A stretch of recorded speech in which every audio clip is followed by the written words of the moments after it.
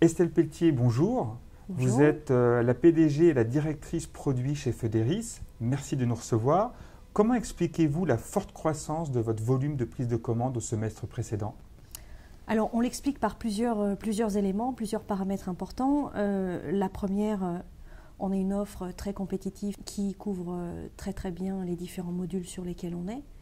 Donc, ça reste une offre très compétitive au regard de la concurrence qui propose des solutions équivalentes aux nôtres.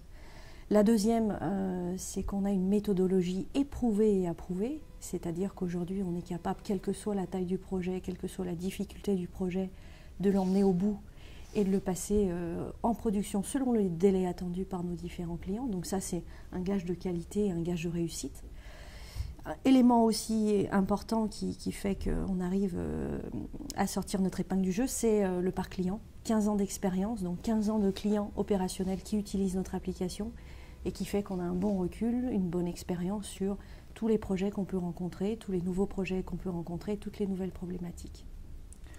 Vous alliez croissance et rentabilité, pourtant le marché est extrêmement compétitif. Comment réussissez-vous cet exploit? Alors on le réussit grâce à plein de choses. La première, on est extrêmement bien organisé.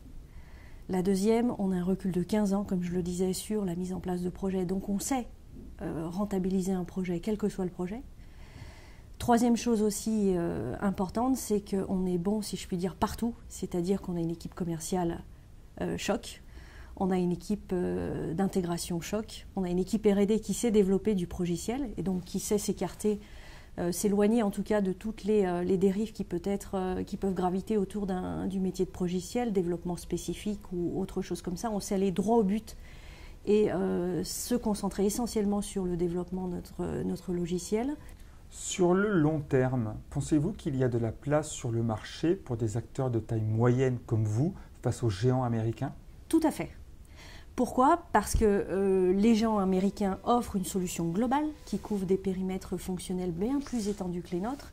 Et nous, on se caractérise comme étant des spécialistes sur une niche qui est les ressources humaines et la gestion des talents autour des ressources humaines. Et on aura toujours besoin de spécialistes qui répondent à des questions pointues sur des sujets pointus.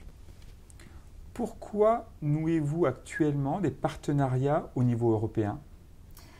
Pourquoi? Pour se déployer encore plus vite, pour grossir encore plus vite. Alors, c'est fait de manière intelligente, c'est pensé de manière intelligente. On prend des partenaires étrangers qui sont dans des périmètres ou des domaines connexes aux nôtres, qui sont réputés aussi spécialistes et bons dans leur domaine.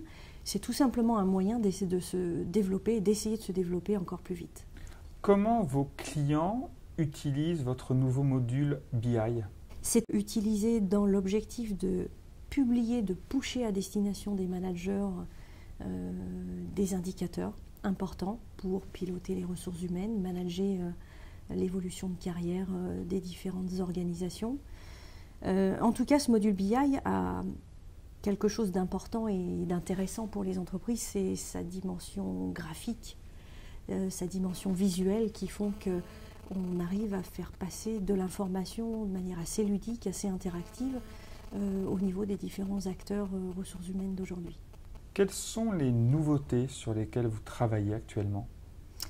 Je ne peux pas trop en parler de manière détaillée. En tout cas, ce sont toujours des nouveautés technologiques parce que l'application doit toujours être réfléchie, pensée, en adéquation avec les évolutions technologiques de demain, en adéquation avec l'interactivité des systèmes d'information entre eux. Donc, il y a toujours des évolutions sur la partie technologique des choses, mais il y a aussi des évolutions au sein de l'entreprise sur les organisations. Estelle Pelletier, merci beaucoup. Merci à vous. Et bonne continuation. Merci.